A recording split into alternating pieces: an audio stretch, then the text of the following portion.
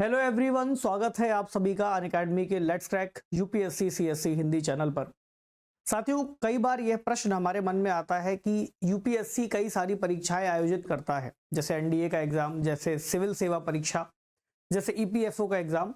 तो अगर हम अलग अलग परीक्षाओं के प्रश्न पत्रों को एनालाइज कर लें तो क्या ऐसा संभव है कि हम यूपीएससी की सिविल सेवा परीक्षा में उन प्रश्नों के पूछे जाने की या अन्य प्रश्नों के पूछे जाने की संभावनाओं को तलाश सके, या अगर हम सिविल सेवा परीक्षा के प्रश्न पत्रों को देते हैं तो इसकी भी संभावना है कि एनडीए जैसे किसी परीक्षा में या ईपीएफओ जैसी किसी परीक्षा में उन प्रश्नों का दोहराव या उनसे संबंधित कोई अन्य प्रश्न हमें देखने को मिल सके। अभी बीते दिनों ईपीएफओ यानी एम्प्लॉयज प्रोविडेंट फंड ऑर्गेनाइजेशन का पेपर हुआ है, तो यह परीक्षा भी बहुत महत्वपूर्ण है और कई सारे लर्नर्स इसके लिए भी अभ्यास करते हैं। इस परीक्षा में मेरे विषय से संबंधित यानी विज्ञान एवं तकनीक से संबंधित भी कई सारे प्रश्न आए हैं। आज के इस डिस्कशन में उन प्रश्नों को शामिल करके हम थोड़ा सा उसका आकलन करेंगे कि क्या वो प्रश्न बहुत सरल थे, क्या वो कठिन थे, क्या वो पिछले 2-3 साल के करंट अफेयर का हिस्सा थे या साइंस के बिल्कुल बेसिक हिस्सों के अंतर्गत आते हैं, ताकि हम ये भी समझ पाए कि आगामी प्रश्नों के लिए तैयारी किन सेक्शन से ज्यादा करें। क्योंकि कई बार लर्नर्स के मन में ये कंफ्यूजन रहती है कि सर करंट अफेयर पर ज्यादा ध्यान दे या बेसिक्स पर ध्यान दे। तो आज का हमारा एनालिसिस साइंस एंड टेक्नोलॉजी पर रहेगा। आगे बढ़ने से पहले एक जरूरी जानकारी आपके साथ साझा कर दूं। अनअकैडमी के स्पेशल बैचेस लॉन्च हो रहे हैं जिसमें आपको 20% तक का ऑफ मिल सकता है अगर आप कोड यूज करेंगे हिम शर्मा, तो आपको ये 20% तक का ऑफ अवेल करने का मौका मिलेगा। इसके अलावा बहुत सारे बैचेस ऐसे हैं जिसमें अगर आप 18 महीने का सब्सक्रिप्शन लेते हो, जैसे अभी दिसंबर चल रहा है, तो दिसंबर से दिसंबर 26 और फिर जाकर के अगस्त 2027 तक आपका सब्सक्रिप्शन वैलिड रहेगा, जिसमें आप अपने अधिकांश सिलेबस को कंप्लीट कर पाओगे। अभी स्पेशल प्राइस के तहत या ऑफर के तहत जो प्राइस है वो ये आपके सामने रहने वाला है। 18 महीने का ऑफर यहाँ पर है, तो आप अपनी सुविधा के हिसाब से इसको सब्सक्राइब कर सकते हैं। इसके अलावा ऐसे लर्नर्स जो इस साल प्रीलिम्स के लिए पूरी तरह से तैयार हैं और 2026 का एग्जाम देना चाह रहे हैं, उनके लिए प्रीलिम्स पावर हाउस प्रोग्राम शुरू किया जा रहा है 6 दिसंबर से, और इसका प्राइस बहुत कम है 9,999, जिसमें आपको सब्जेक्ट वाइज प्रीलिम्स पर फोकस कराया जाएगा। इसके अलावा क्विक रिवीजन के लिए स्मार्ट शीट्स, लगभग हर लेक्चर से अलाइंड आपको टेस्ट मिलेंगे और लाइव मेंटर सेशन भी मिलेगा। इसके अलावा ऐसे लर्नर्स जो ऑप्शनल के लिए तैयार कर रहे हैं उनके लिए भी बहुत सारे ऑप्शनल्स अनअकैडमी की तरफ से उपलब्ध हैं, जिसमें हिंदी साहित्य विषय को मैं खुद पढ़ा रहा हूं। तो आप में से वो लर्नर्स जो अभी ऑप्शनल के लिए तैयारी शुरू करना चाहते हैं, लेकिन ये ध्यान रखिएगा कि उनका टारगेट या तो 26 हो सकता है या उसके बाद हो सकता है, क्योंकि समय बहुत कम है और ऑप्शनल को तैयार करने में थोड़ा समय लगता है और आपको देना भी चाहिए, तो आप एनरोल कर सकते हैं। इसके अलावा ऐसे लर्नर्स जो 2025 के लिए इंटरव्यू गाइडेंस प्रोग्राम से जुड़ना चाहते हैं, तो इस बार का पैनल बहुत अनुभवी लोगों का है, जिसमें से कई यूपीएससी के एक्स बोर्ड मेंबर्स भी हैं। आप ज्वाइन कीजिए और इसका बेनिफिट उठाइए। चलो अब आते हैं प्रश्नों पर। तो एक प्रश्न है जो 21वें नंबर पर रहा, इसकी जो नंबरिंग है वो अलग अलग करके चलेगी। प्रश्न कह रहा है कि निम्नलिखित में से कौन सा एवॉक्स के संक्षिप्त रूप का सही अर्थ है। एवॉक्स, AWACS, इसका फुल फॉर्म क्या है? सुनने में तो ये बड़ा आसान सा लग रहा है कि बताइए सर, फुल फॉर्म ही पूछा है, इतना simple.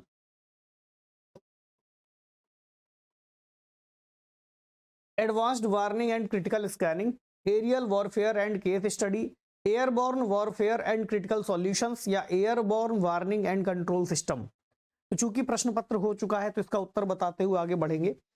Airborne warning and control system, मैं इस प्रश्न को आसान की कैटेगरी में भी रखूंगा, साथ ही साथ पिछले साल की कुछ परीक्षाओं में पूछा भी गया है और करंट अफेयर का भी हिस्सा रहा है। और ये प्रोग्राम ऐसा नहीं कि भारत इसका हिस्सा नहीं है, भारत भी इस प्रोग्राम में जुड़ा हुआ है। पहले आप एवॉक्स का फुल फॉर्म समझे। एयरबॉर्न, एयरबॉर्न का मतलब होता है ऐसे प्लेन्स जो हवा में ही राडार को लेकर के जा रहे हो। तो कई सारे इसमें प्लेन्स का यूज करेंगे जिसके ऊपर राडार लगा होगा।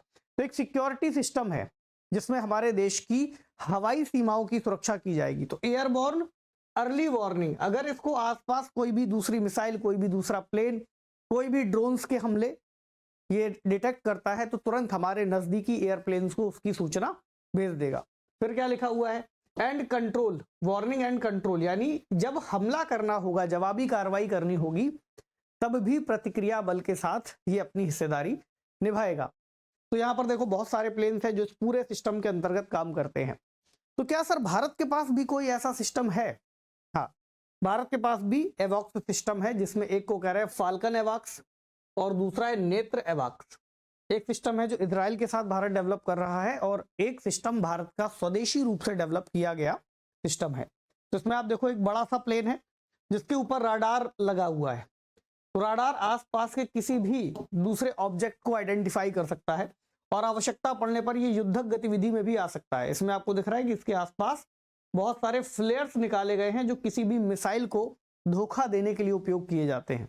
इनको कई बार चेफ भी कहते हैं। चेफ यानी एक तरह की ऐसी धोखा देने वाली चीज जिस पर कोई मिसाइल आकर के हमला कर जाए। तो घास का तिनका मान लो आप उसे। ठीक है, चलो अगला प्रश्न देखो। ड्रोन झुंड, एक शब्द इसको जरूर ध्यान रखना अगर आप ड्रोन झुंड ना समझ पाओ। स्वार्म, स्वार्म शब्द का यूज करते हैं।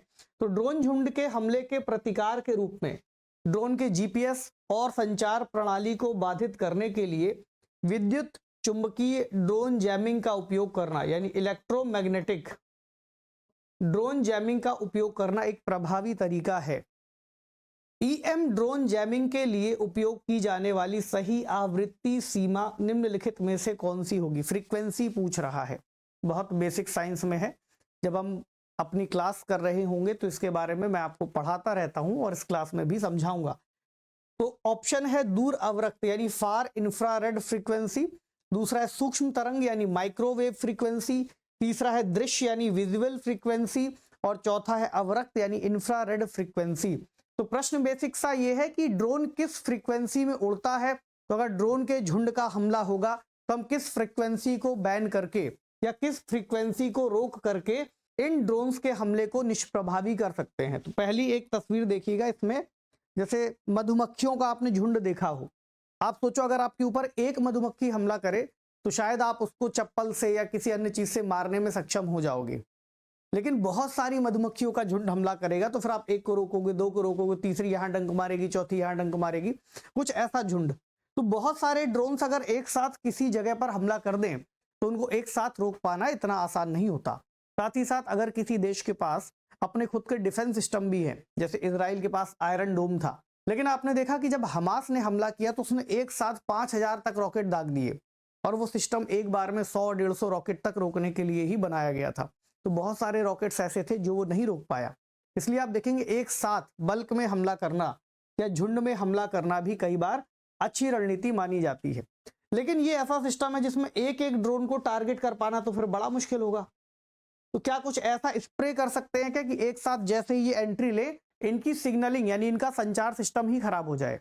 इसके लिए यूज करेंगे इलेक्ट्रोमैग्नेटिक जैमिंग, यानी कि एक ऐसी तरंग जिसके माध्यम से इन सभी के सिग्नल बाधित हो जाएं, तो ये जहां से ऑपरेट किए जा रहे होंगे फिर किसी काम के नहीं बचेंगे। तो वही पूछा है किस फ्रीक्वेंसी के तहत ऐसा कर सकते हैं। तो ध्यान रखना माइक्रोवेव फ्रीक्वेंसी वो फ्रीक्वेंसी है जिसके अंतर्गत जीपीएस और अदर कम्युनिकेशनल लिंक काम करते हैं। तो ड्रोन को सही जगह पर पहुंचाने के लिए सबसे ज्यादा जरूरी क्या है? एक तो जीपीएस की कनेक्टिविटी चाहिए। तो जीपीएस जो सैटेलाइट से सिग्नल ले रहा है और दूसरा रिमोट कंट्रोल, कोई उसको उड़ा रहा हो, कंट्रोल कर रहा हो, उसके दौरान भी इसकी आवश्यकता होगी। तो माइक्रोवेव फ्रीक्वेंसी वो फ्रीक्वेंसी है जिसके अंतर्गत ये दोनों ही कनेक्शन इस्टेब्लिश किए जाते हैं। तो बेसिकली आप देखो 400 मेगाहर्ट्ज से लगा करके कुछ गीगाहर्ट्ज तक की फ्रीक्वेंसी रेंज इसके अंतर्गत आएगी। तो मान लो 6 गीगाहर्ट्ज तक की फ्रीक्वेंसी रेंज आएगी और खास तौर से इन्हें 900 मेगाहर्ट्ज से लगा करके 1.2 से 1.6 गीगाहर्ट्ज की रेंज के बीच में चलाया जाता है। उत्तर क्या निकल आया? उत्तर निकल आया सर माइक्रोवेव फ्रीक्वेंसी। दूसरी बात, कुछ और भी चीजों को लिखा गया है, तो ये कितने कारगर है? तो फार इंफ्रारेड फ्रीक्वेंसी को ध्यान रखना कि यह एक थर्मल इमेजिंग में काम आने वाली चीज है, ना कि जीपीएस के कंट्रोल में इसको उपयोग किया जाएगा। ठीक। दूसरा विजिबल फ्रीक्वेंसी, तो ये तो वही दृश्य प्रकाश है जिसमें आप और हम वस्तुओं को देख पाते हैं, इसका इससे कोई लेना देना नहीं है। तीसरी है इंफ्रारेड फ्रीक्वेंसी, तो यह भी बेसिकली हीट डिटेक्ट करने के लिए है, ना कि कम्युनिकेशन के लिए उपयोग की जाएगी। ध्यान रखना। निम्नलिखित में से कौन सी ऐसी सही विधि है जो जीपीएस द्वारा लक्ष्य की अवस्थिति ज्ञात करने के लिए प्रयोग में लाई जाती है? सवाल बेसिकली इतना है कि किस विधि के माध्यम से आप किसी व्यक्ति की पोजीशनिंग का पता लगा सकते हैं। आप लोग जीपीएस खूब यूज करते हैं। आपने कहा सर देखो ये हमारी गाड़ी जा रही है, हमें जाना है आगरा से लखनऊ की ओर, दिल्ली से मुंबई की ओर, तो कुछ नहीं करना, रूट ट्रैक करना है, जीपीएस लगा लो, हमारी गाड़ी दिखती रहेगी और हमें रास्ता दिखता रहेगा। प्रश्न इससे है, यानी डे टू डे लाइफ का प्रश्न है, कई बार पूछा भी जा चुका है लेकिन दोहराया भी गया है। तो पहले कह रहे त्रिपार्श्वीकरण यानी ट्राइलेटरेशन विधि, जो ऐसी त्रिभुज की भुजाओं की लंबाई का मापन करती है जहां लक्ष्य अवस्थिति त्रिभुज का एक शीर्ष होता है। सुनने में थोड़ा सा अजीब लग रहा है। दूसरा, विस्तारण यानी डायलेशन विधि, जिसमें दो पहले से ही ज्ञात सीमा चिन्हों के लक्ष्य अवस्थिति की दूरी का माप किया जाता है। तीसरा, पूर्व निर्दिष्ट भूस्थिर उपग्रह से लक्ष्य की दूरी का मापन करना। और तीसरा, पूर्व निर्दिष्ट ध्रुवीय उपग्रह से लक्ष्य की दूरी का मापन करना। अगर देखो आपने जीपीएस वाला टॉपिक थोड़ा सा भी पढ़ा होगा, खास तौर से इसकी चर्चा तब ज्यादा आती है जब हम भारत के नाविक सैटेलाइट की बात करते हैं, है ना।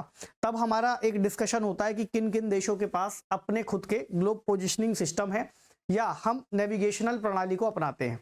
भारत के पास नाविक है जिसको हम क्षेत्रीय नौवहन प्रणाली कहते हैं। क्षेत्रीय का मतलब होता है हमारे सिस्टम में सैटेलाइट्स की संख्या कम है इसकी तुलना में। जैसे अमेरिका का जीपीएस है, चीन का बेइडू है, कई सारे ऐसे सिस्टम है। अब प्रश्न यह है कि न्यूनतम कितने सैटेलाइट के माध्यम से इस व्यवस्था को स्थापित किया जा सकता है। तो ध्यान रखिएगा, न्यूनतम 3 सैटेलाइट की आवश्यकता तो पड़ेगी ही, न्यूनतम 3 + 1, इस फॉर्मूले को याद रखना आप। न्यूनतम 3 सैटेलाइट के साथ एक सैटेलाइट, क्योंकि लंबाई, चौड़ाई, गहराई, ऊंचाई 4 चीजों को मापना है। और 3 सैटेलाइट के आधार पर इसको ट्राइलेटरल विधि भी कहा जाता है। अब देखो यहां पर, जैसे अगर आप किसी की पोजीशन को मापोगे तो यहां पर 4 तरह की फ्रीक्वेंसीज को मैच कराना पड़ेगा। क्यों मैच कराना पड़ेगा ये भी समझ लो। क्योंकि एक व्यक्ति खड़ा हुआ है यहां पर, इस पॉइंट पर आपका सैटेलाइट लगा हुआ है यहां पर, और वो यहां से रेंज लेकर के चल रहा है। अब दिक्कत ये है कि अगर ये आगे बढ़ेगा तो ये इसकी पोजिशनिंग कैसे बना पाएगा। दूसरी बात, सैटेलाइट खुद भी घूम रहा है।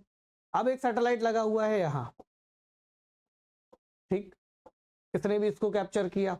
अब एक ऐसा गोला बन गया, अभी भी पोजीशन ठीक से नहीं आएगी तो एक और सैटेलाइट लगाएंगे जो इसको 3 कोणों से मेजर करेगा। और फिर गहराई भी मापनी है तो एक चौथा सैटेलाइट भी होगा जिसको ठीक से मेजर करेगा।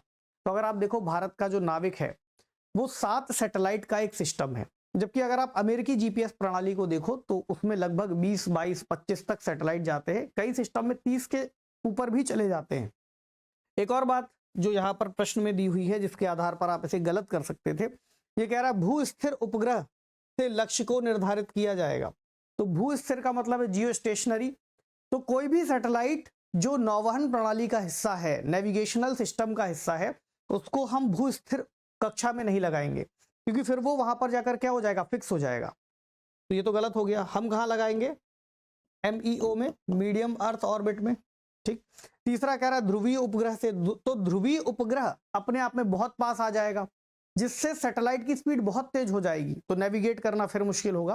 तो ना बहुत पास लगाना है धरती के, ना बहुत दूर लगाना है, मध्यम दूरी पर लगाना है ताकि उसको गति भी मिल सके और एक लेवल का ऑब्जर्वेशन भी मिल सके। ये दोनों भी गलत है।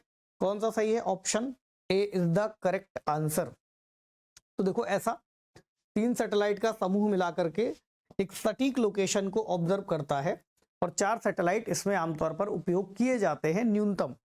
निम्नलिखित में से कौन सा फुफ्फुस, गुहा, फेफड़ों और छाती के बीच के स्थानों को भरने वाले पदार्थ की सही प्रकृति है। तो पहला प्रश्न तो आपको यही पूछना है कि सर वो पदार्थ कौन सा होता है, पदार्थ कौन सा है, और दूसरा वो पदार्थ की प्रकृति क्या है। तो इस प्रश्न में पूछा गया है कि इसकी प्रकृति क्या है, द्रव है, सूखी हुई हवा है, शुष्क वायु, आर्द्र वायु यानी नम हवा है, या वसा युक्त मांसपेशी है। तो ध्यान रखना इसका उत्तर है ये द्रव है, ठीक है। इसको कहते हैं प्लूरल कैविटी। कहां पर पाया जाता है, जैसे अगर आप इसे फेफड़ा कह दो तो ये आपके ऊपर की सीने की मांसपेशियां हैं, तो फेफड़ों और सीने की मांसपेशियों के बीच में थोड़ा सा गैप रहता है। इस गैप को भरने वाला क्या होता है, हवा से भरा रहता है, द्रव भरा रहता है, या फिर वसा युक्त मांसपेशी होती है। ध्यान रखना इसमें एक लिक्विड पदार्थ होता है जिसको कहते हैं प्लूरल कैविटी में भरा हुआ प्लूरल पदार्थ। ये क्या दिख रहा है, प्लूरल कैविटी।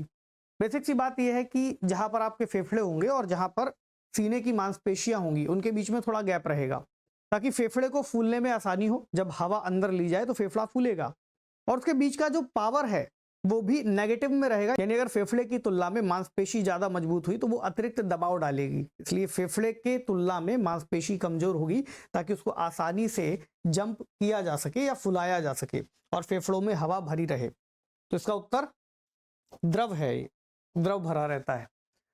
अगला क्वेश्चन, वसीय अम्लों के संबंध में निम्नलिखित में से कौन सा कथन सही है? अधिकांश वसीय अम्लों के एक छोर पर कार्बोक्सिलिक समूह और दूसरे छोर पर मिथाइल समूह, मिथाइल ग्रुप होता है। दूसरा, संतृप्त वसीय अम्लों के कार्बन परमाणुओं के बीच द्विआबंधों की सम संख्या होती है। संतृप्त वसीय अम्लों में कार्बन परमाणुओं के बीच द्विआबंधों की विषम संख्या होती है। और चौथा, मोनो असंतृप्त वसीय अम्लों में यथासंभव अधिक हाइड्रोजन परमाणु विद्यमान हो सकते हैं जितनी उनकी क्षमता हो।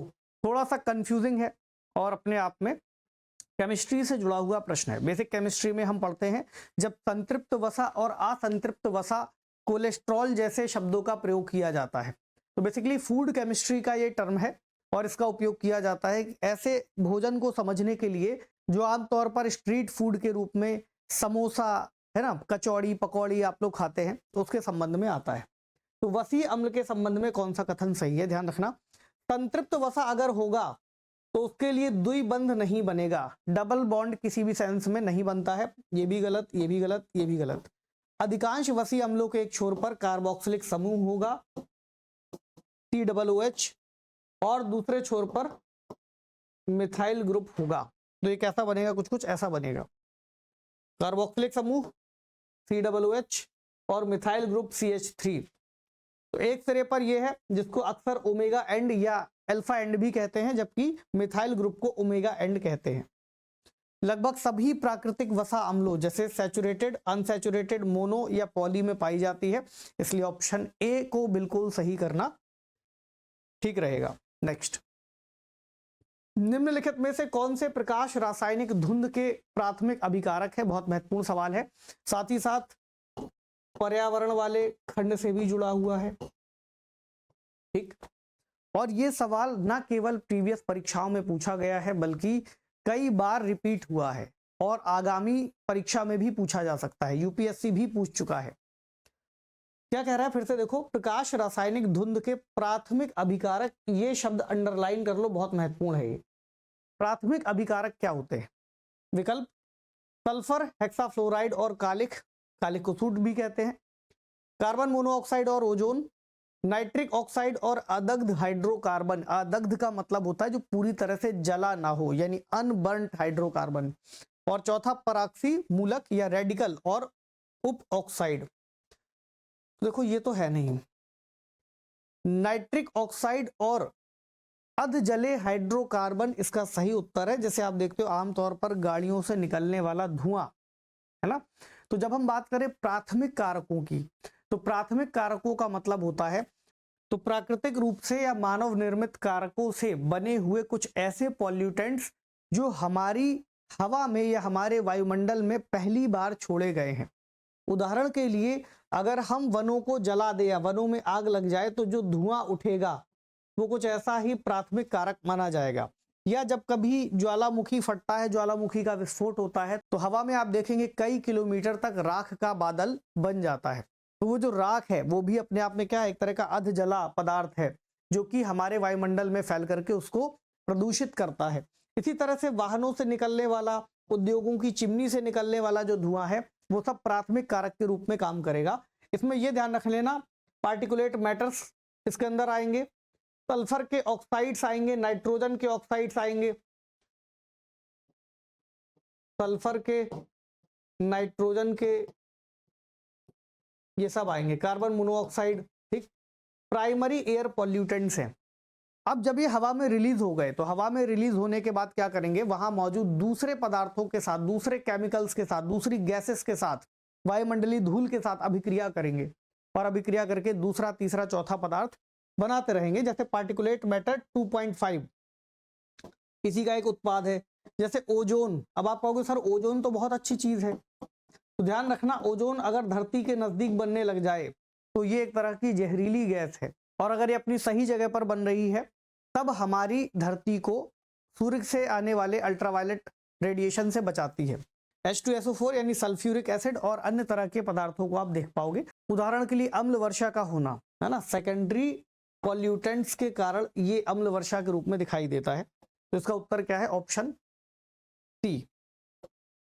निम्नलिखित में से किसे कार्बोलिक एसिड के नाम से जाना जाता है?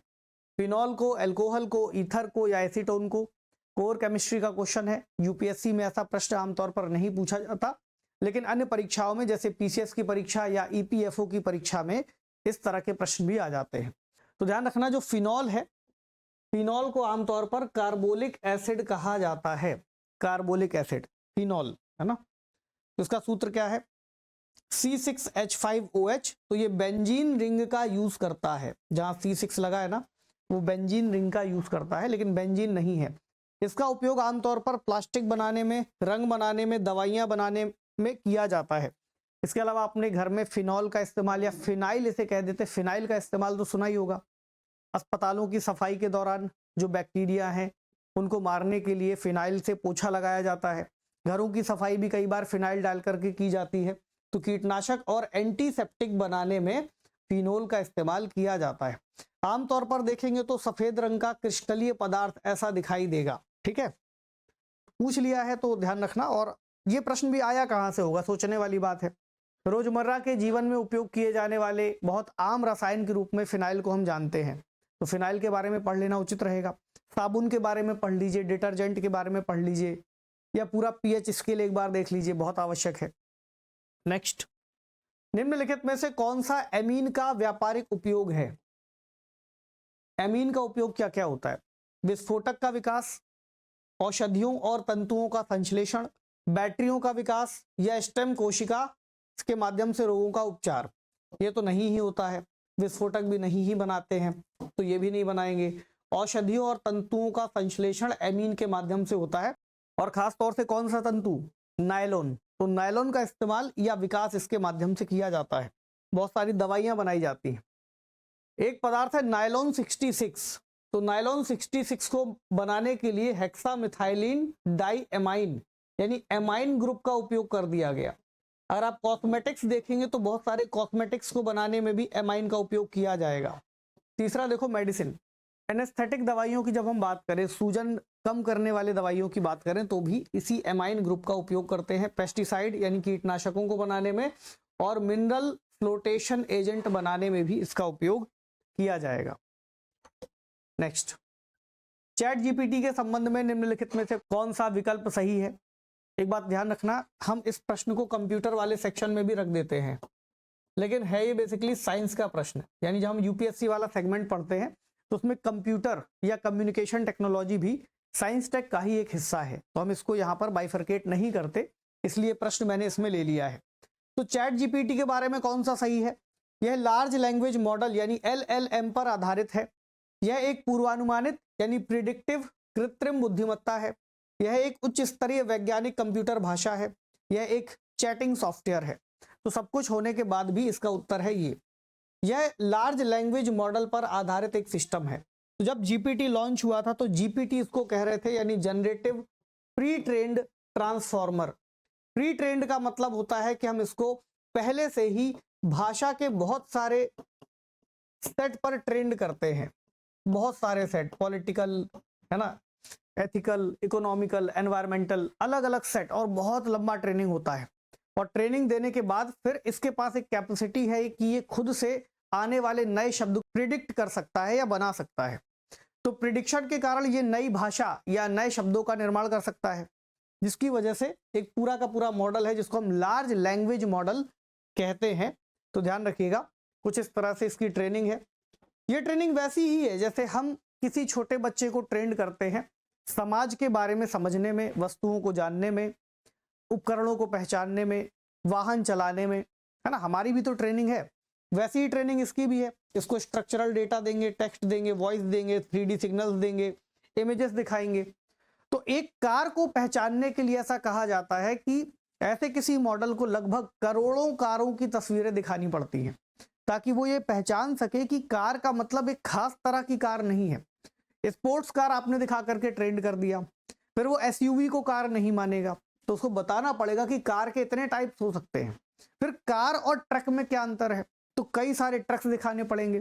फिर ट्रक और साइकिल में क्या अंतर है, ये बताना पड़ेगा। महिला पुरुष के बीच में कितने भाव हो सकते हैं, हंस रहा है, रो रहा है, तो आप सोचो कितना बड़ा डेटा होगा जिसके माध्यम से इसको ट्रेंड करते हैं और फिर जाकर के ये आपको सामान्य अभिव्यक्ति दे पाता है। फिर हम चलाते हैं किसी भी चैट जीपीटी या किसी ओपन एआई जैसे एप्लीकेशन को, फिर हम कहते हैं अरे नहीं ठीक से काम नहीं कर रहा है। तो उसके पीछे कितनी मेहनत लगी है ये शायद हमें नहीं पता होता। हम एक परफेक्ट सॉफ्टवेयर पहले ही दिन से चाहते हैं, तो चीजें एवोल्यूशन में काम करती हैं, विकास के क्रम में काम करती हैं, जिन्हें बनने में समय लगता है। एक और प्रश्न ऐसा ही आया, कृत्रिम बुद्धिमत्ता में जटिल मॉडलों के प्रशिक्षण और परिनियोजन के लिए निम्नलिखित में से कौन सा वरीय है, मतलब किसका उपयोग किया जाता है ट्रेनिंग के दौरान या इनको उपयोग करने के दौरान, प्रोसेसिंग के दौरान। पहला लिखा हुआ है केंद्रीय प्रक्रम एकक, मत पढ़ो इसे, इंग्लिश वाला देख लो, सेंट्रल प्रोसेसिंग यूनिट। दूसरा ग्राफिक्स प्रोसेसिंग यूनिट। तीसरा रीड ओनली मेमोरी रोम। और चौथा सॉलिड स्टेट ड्राइव, इसे आप एसएसडी कहते हैं। ये क्या है, सीपीयू है। ये क्या है, जीपीयू है। तो आप ये सोचो आज के समय सबसे ज्यादा शब्द कौन सा चर्चा में बना रहता है जब भी बात एआई की आती है, या भी कुछ समय पहले जब घिबली का एक ट्रेंड शुरू हुआ था, तब ओपन एआई के जो सीईओ हैं सैम अल्टमैन, उन्होंने कहा था कि हमारे जीपीयू पिघल रहे हैं, बहुत ज्यादा लोड बढ़ गया है। यानी इसकी प्रोसेसिंग के लिए सबसे ज्यादा इंपॉर्टेंट है जीपीयू, ग्राफिक्स प्रोसेसिंग यूनिट। ध्यान रखना सीपीयू अपने आप में महत्वपूर्ण है, लेकिन सीपीयू और जीपीयू के काम में फर्क होता है। अगर आप सीपीयू का काम देखो तो सीपीयू का काम होता है ओवरऑल प्रोसेसिंग। क्या, ओवरऑल प्रोसेसिंग। वो मुख्य प्रोसेसर है, कंप्यूटर का मुख्य दिमाग है। लेकिन जब आप किसी सिस्टम को बहुत सारे टास्क अलग अलग करके दे देते हो, जैसे आपने कहा बहुत लंबी संख्या दे दी जोड़ने के लिए, फिर तुरंत गुणा करने के लिए, फिर भाग करने के लिए, तो एक साथ कैसे इतना बड़ा टास्क हो, तो इसके लिए जीपीयू लगाया जाता है जिसमें अलग अलग कोर होते हैं। वो क्या करता है, किसी भी टास्क को आपस में बांट करके एक साथ पूरा कर सकता है। आपने किसी को 15 काम दे दिए और घर में आपके पास एक हेल्पर है, तो पहले वो एक काम निपटाएगा, फिर दूसरा निपटाएगा, फिर तीसरा निपटाएगा, करते करते करते करते उसको 10 दिन लग जाएगा। वहीं आपने क्या कहा, यही 15 टास्क दिए और साथ में 20 आदमी लगा दिए, एक बार में 20 हेल्पर लगा दिए, वो शायद 3 घंटे में पूरा काम कर देंगे, क्योंकि हर काम को करने के लिए एक व्यक्ति पहले से असाइंड है ना, तो सारा काम जल्दी हो जाएगा। तो ऐसा कहते हैं किसी काम को करने में सीपीयू को अगर 100 घंटा लग रहा है तो इसको हो सकता है 1 घंटा ही लगे, तो उसकी तुलना में कई गुना तेज है ये। और आज के समय कंपनी का नाम ध्यान रखिएगा, एनवीडिया। तो एनवीडिया अपने आप में बहुत सारे ग्राफिक्स कार्ड का निर्माण करती है और ये इस क्षेत्र की अग्रणी कंपनी है, ठीक है। तो इस वजह से ये प्रश्न चर्चा में रहा, करंट अफेयर का भी हिस्सा है और साथ ही साथ इस पूरे एआई की प्रक्रिया का सबसे महत्वपूर्ण भाग है। भारत भी बहुत परेशान है, भारत के पास भी जीपीयू की उपलब्धता बहुत कम है, तो भारत अपने एआई के मिशन को ठीक तरह से चलाने के लिए जीपीयू की सुविधा अलग अलग कंपनियों के लिए उपलब्ध करा रहा है। नेक्स्ट, निम्नलिखित में से कौन सा ताजे यानी अलवणीय जल की कठोरता सूचकांक को निर्धारित करता है। तो अगर आप मीठे जल की बात करें, देखो जल 2 तरह के हैं, भारी जल और मीठा जल या अलवणीय जल। अलवणीय जल भी 2 तरह का दिखेगा, एक कठोर दिखेगा, एक मृदु दिखेगा, सॉफ्ट दिखेगा। कठोर जल अलवणीय जल के कठोर होने को कौन सी स्थिति डिसाइड करती है। पहला, मीठे पानी में कैल्शियम और मैग्नीशियम आयनों का कुल संकेंद्रण, सल्फ्यूरिक एसिड के सापेक्ष ताजे जल के पीएच मान का अंतर, ताजे पानी के पीएच मान का कमरे के तापमान और एक वायुमंडलीय दाब पर मापन, ताजे जल में D2O का H2O से मोलर अनुपात। जब भी कभी ऐसा कोई प्रश्न है तो ध्यान रखना, जब D2O कह दिया यानी भारी जल की बात ही कह दी। यहां पर बात भारी जल की तो हो नहीं रही है, ताजे जल की हो रही, तो ये अपने आप में गलत है। अब बात कर रहा है कि ताजे जल में कठोरता कैसे निर्धारित होगी, तो कठोरता निर्धारण करने में पीएच मान का कोई लेना देना नहीं। पीएच वैल्यू केवल उसकी अम्लीयता या क्षारीयता के निर्धारण करने में उपयोग में आता है, ये भी हटा दो, उत्तर आपके सामने है। कैल्शियम और मैग्नीशियम के आयन ये तय करते हैं कि पानी कितना कठोर है, यानी पानी में चूना पत्थर कितना मिला हुआ है। तो कठोरता दो तरह की होती है, एक होती है अस्थाई और एक होती है स्थाई। अस्थाई को आप ठीक कर सकते हैं, बाइकार्बोनेट आयन के कारण होती है। तो अगर आप ऐसे पानी को उबाल दो, गैस में रखो, चढ़ाओ, उबाल दो, तो पानी कैसा हो जाएगा, ठीक हो जाएगा। अस्थाई कठोरता है जिसको दूर कर सकते हैं। दूसरा है स्थाई कठोरता। अगर परमानेंट हार्डनेस आ गई जो कि सल्फेट, क्लोराइड आदि के कारण होती है, तो ये उबालने से नहीं जाती। ठीक है, तो दोनों ही मामलों में कैल्शियम और मैग्नीशियम के आयन मुख्य रूप से इसका भाग बनते हैं। कठोरता को पार्ट्स पर मिलियन या मिलीग्राम प्रति लीटर में कैल्शियम कार्बोनेट के बराबर में मापा जाता है। नेक्स्ट एंड लास्ट, निम्नलिखित कथनों पर विचार करें। अंतरिक्ष अन्वेषण प्रौद्योगिकी कॉरपोरेशन को सामान्यतः स्पेसएक्स के नाम से जाना जाता है। ठीक है। दूसरा, फाल्कन स्पेसएक्स द्वारा विकसित एक अंतरिक्ष यान है, जबकि ड्रैगन नासा द्वारा विकसित एक अंतरिक्ष यान है। उपर्युक्त में से कौन सा या कौन से सही हैं? केवल एक सही, केवल दो सही, दोनों सही, या फिर दोनों ही सही नहीं है? तो अंतरिक्ष अन्वेषण प्रौद्योगिकी कॉरपोरेशन, इसी का नाम है स्पेस एक्स। ठीक है सर, पहला वाला बिल्कुल सही है। दूसरा वाला कह रहा है कि फाल्कन स्पेसएक्स ने विकसित किया है एक अंतरिक्ष यान है। ये वाला स्टेटमेंट गलत है। इसलिए भी गलत है कि जो फाल्कन है वो अंतरिक्ष यान ना होकर के एक रॉकेट है। जैसे भारत के पास GSLV है, वैसे ही स्पेसएक्स के पास फाल्कन सीरीज के बहुत सारे रॉकेट हैं। फाल्कन हैवी, फाल्कन 9, इस तरह से नाम उनके रखे गए हैं। दूसरा कहा है कि ड्रैगन क्रू, तो जो ड्रैगन है वो नासा ने विकसित नहीं किया, वो भी स्पेसएक्स ने ही विकसित किया है। नासा केवल इसका एक खरीदार है। इसकी वजह से अक्सर अगर आप ड्रैगन की तस्वीरें देखेंगे तो उसमें नासा का टैग लगा होगा, लेकिन उसको डेवलप करने वाला नासा नहीं है, केवल उसका एक उपयोग करता है। ठीक, डेवलपर कौन है? स्पेसएक्स है।